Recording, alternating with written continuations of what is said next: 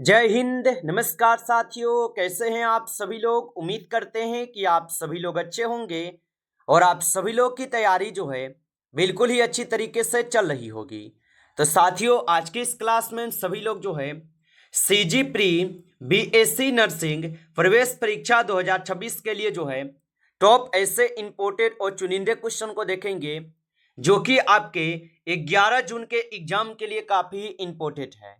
तो आप इस क्लास को बिल्कुल अच्छी तरीके से लास्ट तक देखिएगा और इस क्लास में दिए जाने वाले इन सभी क्वेश्चनों को आप अच्छी तरीके से जरूर याद कर लीजिएगा, जिससे कि आप जो है अपने एग्जाम में सभी क्वेश्चन को आसानी तरीके से बना पाएंगे। तो चलिए क्लास को स्टार्ट करते हैं। उनसे पहले यदि आप इस चैनल पे पहली बार जुड़े हैं तो आप जो है इस चैनल को सब्सक्राइब कर लीजिए और सब्सक्राइब करके और नोटिफिकेशन को भी ऑल पे दबा के जुड़ जाइए, जिससे कि जब भी कोई नई क्लास हो सबसे पहले क्लास का नोटिफिकेशन आपके पास जो है पहुंच सके। तो आप इस चैनल को सब्सक्राइब कर लीजिएगा, साथ ही साथ आप जो है इस क्लास को भी लाइक जरूर कर लीजिएगा। तो चलिए क्लास को स्टार्ट करते हैं और देखिएगा क्वेश्चन क्या दिया गया है। क्वेश्चन यहाँ पे दिए गए हैं कि सिस्टेमा नेचुरे के लेखक जो है कौन है। चलिए बताएंगे। ये सभी क्वेश्चन काफी इंपॉर्टेंट और चुनिंदे क्वेश्चन हैं जो कि आपके एग्जाम में 100% आपको ये सभी क्वेश्चन पूछे जाएंगे और बताएंगे आप यहाँ पे कि सिस्टेमा नेचुरे के लेखक जो है कौन है। तो इसके लेखक हो जाएंगे यहाँ पे लिनियस। ऑप्शन यहाँ पे सी सही जवाब है, लिनियस होगा। चलिए अगला प्रश्न देखेंगे। यहाँ पे प्रश्न पूछे गए कि द्विनाम पदंती में नामों का क्या मतलब है। चलिए आंसर लगाइएगा कि द्विनाम पदंती में नामों का क्या मतलब है। तो इसका मतलब होता है एक वंशीय तथा दूसरा जाति का। ऑप्शन यहाँ पे सी सही जवाब है। चलिए अगला प्रश्न देखेंगे यहाँ पे कि नग्न बीज वाले पौधे कौन से हैं। चलिए बताइएगा यहाँ पे 3 नंबर का कि नग्न बीज वाले पौधे कौन से हैं। तो यहाँ पे इस क्वेश्चन का सही जवाब जो है ऑप्शन यहाँ पे आप सभी लोग बी करेंगे, जिम्नोस्पर्म जो है यहाँ पे इस क्वेश्चन का सही जवाब है। चलिए अगला प्रश्न देखेंगे। यहाँ पे 4th नंबर क्वेश्चन है कि प्याज में खाद्य पदार्थ किस रूप में जो है संचित होता है। तो प्याज में खाद्य पदार्थ किस रूप में संचित होता है। तो याद रखेंगे ये संचित होते हैं सेलुलोज में। ऑप्शन यहाँ पे डी सही जवाब है, सेलुलोज में होते हैं। चलिए अगला प्रश्न देखेंगे। यहाँ पे प्रश्न पूछे गए और प्रश्न क्या पूछा गया यहाँ पे आपसे कि पंखों की उपस्थिति किसकी विशेषता है। तो पंखों की उपस्थिति किसकी विशेषता है। तो ये विशेषता हो जाएंगे पक्षी के। ऑप्शन यहाँ पे सी सही जवाब है। चलिए अगला प्रश्न देखेंगे। यहाँ पे प्रश्न पूछे गए कि स्तनधारियों में ग्रीवा कशेरुक की संख्या जो है कितनी होती है। तो स्तनधारियों में ग्रीवा कशेरुक की संख्या जो है आपके होते हैं 7। ऑप्शन सी कीजिएगा, सही जवाब 7 होते हैं। चलिए अगला प्रश्न देखेंगे। यहाँ पे प्रश्न यहाँ पे 7th नंबर पूछे गए हैं कि ग्राम पॉजिटिव बैक्टीरिया की कोशिका भित्ति में मुख्य रूप से क्या होता है। तो ग्राम पॉजिटिव बैक्टीरिया की कोशिका भित्ति में मुख्य रूप से क्या होता है। तो यहाँ पे इस क्वेश्चन का सही जवाब ऑप्शन सी कीजिएगा। चलिए अगला प्रश्न देखेंगे। यहाँ पे 8 नंबर क्वेश्चन है कि वेलामेन का कार्य क्या है। चलिए बताएंगे कि वेलामेन का कार्य क्या होगा। तो वेलामेन का जो कार्य होगा इसका कार्य हो जाएंगे यहाँ पे वायु से नमी का अवशोषण। ऑप्शन यहाँ पे बी कीजिएगा इस क्वेश्चन का सही जवाब। आगे देखिए अगला प्रश्न यहाँ पे देखेंगे कि एक क्षैतिज भूमिगत तना क्या जो है कहलाता है। तो एक क्षैतिज भूमिगत तना क्या कहलाता है। तो ये कहलाते हैं आप सभी लोग का यहाँ पे प्रकंद। ऑप्शन यहाँ पे बी कीजिएगा, प्रकंद कहलाते हैं। चलिए अगला प्रश्न देखेंगे। यहाँ पे 10th नंबर प्रश्न पूछे गए कि मार्ग कोशिकाएं कहाँ जो है उपस्थित होती है। तो मार्ग कोशिकाएं कहाँ उपस्थित होती है। तो ये उपस्थित होते हैं कहाँ पे। तो यहाँ पे इस क्वेश्चन का सही जवाब ऑप्शन ए करेंगे। ऑप्शन ए सही जवाब होगा। चलिए अगला प्रश्न यहाँ पे है वृक्षों में वृद्धि छल्ले क्या दर्शाते हैं। चलिए बताएंगे कि वृक्षों में वृद्धि छल्ले क्या दर्शाते हैं। तो याद रखेंगे वृक्षों में वृद्धि छल्ले जो है ये दर्शाते हैं आपके द्वितीयक जाइलम। ऑप्शन यहाँ पे सी सही जवाब है, द्वितीयक जाइलम। चलिए अगला प्रश्न यहाँ पे है कि स्तनधारियों की तरह किस जीव में वक्ष और उदर के बीच डायफ्राम होता है? तो स्तनधारियों की तरह किस जीव में वक्ष और उदर के बीच डायफ्राम होता है? तो याद रखेंगे ये हो जाएंगे व्हेल के। ऑप्शन ए यहाँ पे सही जवाब है। चलिए अगला प्रश्न देखेंगे। यहाँ पे प्रश्न पूछे गए कि सरीसृपों में कितने यहाँ पे कक्षीय हृदय होते हैं मगरमच्छ को छोड़कर? तो सरीसृपों में कितने कक्षीय हृदय होते हैं मगरमच्छ को छोड़कर? तो इनमें कुल 3 होते हैं। ऑप्शन बी कीजिएगा, सही जवाब 3 होते हैं। आगे देखिए अगला क्वेश्चन यहाँ पे पूछे गए और क्वेश्चन पूछे गए हैं कि डीएनए के टुकड़ों को जोड़ने के लिए किस एंजाइम का जो है उपयोग किया जाता है?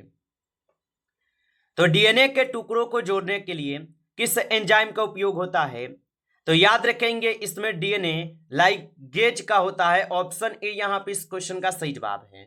चलिए अगला प्रश्न देखेंगे। प्रश्न यहाँ पे है कि पॉलीपेप्टाइड श्रृंखला की शुरुआत जो है ये किसके द्वारा होती है? तो पॉलीपेप्टाइड श्रृंखला की शुरुआत किसके द्वारा होती है? तो ये होते हैं आपके मेथियोनिक के द्वारा। ऑप्शन ए यहाँ पे सही जवाब होगा। चलिए अगला प्रश्न देखेंगे। यहाँ पे प्रश्न पूछे गए और प्रश्न क्या पूछा है कि सबसे छोटी जीवित कोशिकाएं कौन सी है? चलिए बताएंगे कि सबसे छोटी जीवित कोशिकाएं कौन सी है। तो यहाँ पे 60 नंबर क्वेश्चन का सही जवाब ऑप्शन ए होगा, माइकोप्लाज्मा। ऑप्शन ए यहाँ पे इस क्वेश्चन का सही जवाब होगा। आगे देखिए अगला प्रश्न यहाँ पे है राइबोसोम पर 2 बाइंडिंग साइट्स को क्या कहा जाता है?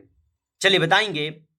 और आप अभी तक इस क्लास को साथियों लाइक नहीं किए तो इस क्लास को एक बार आप लाइक कर लीजिए। नए जुड़े हैं आप इस चैनल पे तो चैनल को भी सब्सक्राइब करके ऑल नोटिफिकेशन को भी ऑल पे दबा के जुड़ जाइए, जिससे कि जब भी कोई नई क्लास हो सबसे पहले जो है क्लास का नोटिफिकेशन आपके पास पहुंच सके। तो आप इस चैनल को सब्सक्राइब जरूर कर लीजिएगा। और बताएंगे आप कि राइबोसोम पर 2 बाइंडिंग साइट्स को क्या कहा जाता है? तो इसको यहाँ पे ए और पी साइट कहते हैं। ऑप्शन यहाँ पे सी करेंगे सही जवाब। चलिए अगला प्रश्न देखेंगे। यहाँ पे प्रश्न पूछे गए 80 नंबर कि कौन सा ग्लूकोज ट्रांसपोर्टर इंसुलिन पर निर्भर है? चलिए बताएंगे कि कौन सा ग्लूकोज ट्रांसपोर्टर इंसुलिन पर निर्भर है। तो याद रखेंगे यहाँ पे इस क्वेश्चन का सही जवाब ऑप्शन डी हो जाएंगे, GLUTIV होगा। चलिए अगला प्रश्न यहाँ पे देखेंगे कि विसरण दबाव कमी का सूत्र क्या है? तो विसरण दबाव कमी का जो सूत्र होगा इसका सूत्र होता है DPD बराबर OP माइनस WP। ऑप्शन यहाँ पे जो है बी करेंगे सही जवाब। चलिए अगला प्रश्न यहाँ पे है सूर्य की किरणें से कौन सी विटामिन प्राप्त होती है? चलिए बताएंगे। तो सूर्य की किरण से आप सभी लोग को पता है विटामिन डी मिलते हैं, जो कि ऑप्शन ए यहाँ पे सही जवाब है। चलिए अगला प्रश्न यहाँ पे देखेंगे। 21 नंबर क्वेश्चन है कि पौधों को अपने पोषक तत्व मुख्य रूप से कहां से प्राप्त होते हैं? तो पौधों को अपने पोषक तत्व मुख्य रूप से कहां से प्राप्त होते हैं? तो 21 क्वेश्चन का सही जवाब ऑप्शन सी करेंगे, मिट्टी से होते हैं। चलिए अगला प्रश्न देखेंगे। यहाँ पे प्रश्न पूछे गए हैं कि क्लोरोफिल में कौन सा धात्विक आयन पाया जाता है?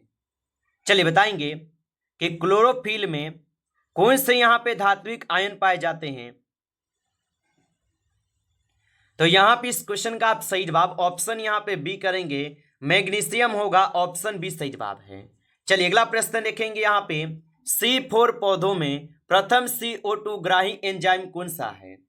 चलिए बताएंगे कि C4 पौधों में प्रथम CO2 ग्राही एंजाइम कौन सा है। तो इसमें हो जाएंगे आपके PEP। ऑप्शन यहाँ पे डी कीजिएगा सही जवाब।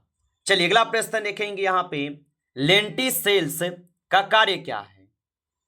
तो लेंटिसेल्स का जो कार्य होता है इसका कार्य होता है गैस विनियमन। ऑप्शन ए यहाँ पे सही जवाब होगा। चलिए अगला प्रश्न देखेंगे। यहाँ पे कि अंकुरित अलसी के बीजों के लिए श्वसन गुणांक RQ का मान क्या है? तो अंकुरित अलसी के बीजों के लिए श्वसन गुणांक का मान क्या है? तो इसका मान हो जाएंगे यहाँ पे 0.64। ऑप्शन यहाँ पे बी सही जवाब है। आगे देखिए अगला प्रश्न यहाँ पे दिए गए मक्के के दाने क्या है? तो मक्के के दाने जो है ये आपके फल हो जाएंगे, जो कि ऑप्शन ए सही जवाब है, फल होगा। आगे देखिए अगला प्रश्न यहाँ पे दिए गए कि स्ट्रेस हार्मोन के रूप में जो है किसे जाना जाता है? तो स्ट्रेस हार्मोन के रूप में किसे जानते हैं? तो यहाँ पे इस क्वेश्चन का सही जवाब जो है ऑप्शन ए करेंगे, ऑप्शन ए सही जवाब है। चलिए अगला प्रश्न देखेंगे, 28 नंबर क्वेश्चन है कि कुप्फर कोशिकाएं कहाँ पाई जाती है? तो कुप्फर कोशिकाएं कहाँ पे पाई जाती है? तो ये पाए जाते हैं आप सभी लोगों के यकृत में, ऑप्शन यहाँ पे बी सही जवाब है, यकृत में। आगे देखिए अगला प्रश्न यहाँ पे है, जठर ग्रंथियों में पेप्टिक सेल जो है ये क्या स्रावित करते हैं? तो जठर ग्रंथियों में पेप्टिक सेल क्या स्रावित करते हैं? तो ये स्रावित करते हैं आपके पेप्सिनोजेन, ऑप्शन यहाँ पे डी सही जवाब है। चलिए अगला प्रश्न देखेंगे, एडम का एप्पल क्या यहाँ पे निरूपित करता है? तो एडम का जो एप्पल है ये क्या निरूपित करता है? तो ये निरूपित करते हैं कंठ की थायराइड उपस्थिति, ऑप्शन ए सही जवाब है। आगे देखेंगे अगला प्रश्न यहाँ पे है, दायां फेफड़ा कितने लोब्स पालियों का बना होता है? तो दायां फेफड़ा कितने लोब्स पालियों का बना होता है? तो ये बने होते हैं 3, ऑप्शन ए सही जवाब है, 3 के बने होते हैं। चलिए आगे देखिए अगला प्रश्न यहाँ पे है, पीली रंग के तरल कोलोस्ट्रम में कौन सी एंटीबॉडी प्रचुर मात्रा में होती है? तो पीली रंग के तरल कोलोस्ट्रम में कौन सी एंटीबॉडी प्रचुर मात्रा में होती है? तो याद रखेंगे यहाँ पे इस क्वेश्चन का सही जवाब ऑप्शन यहाँ पे बी है, AGA होगा, ऑप्शन यहाँ पे बी सही जवाब है। आगे देखिए अगला प्रश्न यहाँ पे है, रक्त में यूरिया का संचय क्या कहलाता है? तो रक्त में यूरिया का जो संचय है ये कहलाते हैं आप सभी लोग का यूरेमिया, ऑप्शन यहाँ पे सही जवाब है, यूरेमिया। आगे देखिए अगला प्रश्न यहाँ पे दिए गए, निथीन चक्र यकृत में किन अपशिष्टों को हटाता है? तो निथीन चक्र यकृत में किन अपशिष्टों को हटाता है? तो ये हटाते हैं अमोनिया और यूरिया को, ऑप्शन यहाँ पे डी सही जवाब है। अगला प्रश्न यहाँ पे देखेंगे, कॉलर की अस्थि को किस नाम से भी जाना जाता है? तो कॉलर की अस्थि को किस नाम से जाना जाता है? तो कॉलर की अस्थि को जानते हैं किस नाम से? तो यहाँ पे इस क्वेश्चन का सही जवाब ऑप्शन डी करेंगे, ऑप्शन डी सही जवाब है। नमस्कार साथियों, इस क्लास में आपके टॉप 35 क्वेश्चन थे जो कि काफी इंपॉर्टेंट क्वेश्चन थे। साथियों यदि आपको क्लास अच्छा लगा हो तो क्लास को आप लाइक करेंगे, नए जुड़े हैं आप इस चैनल पे तो चैनल को भी सब्सक्राइब करके ऑल नोटिफिकेशन को ऑल पे दबा के जुड़ जाइए, जिससे कि जब भी कोई नई क्लास हो सबसे पहले क्लास का नोटिफिकेशन आपके पास जो है पहुंच सके। तो आप इस चैनल को सब्सक्राइब कर लीजिएगा। चलिए फिर मिलते हैं आपसे एक नेक्स्ट टॉपिक के साथ नेक्स्ट क्लास में, तब तक के लिए जय हिंद जय भारत।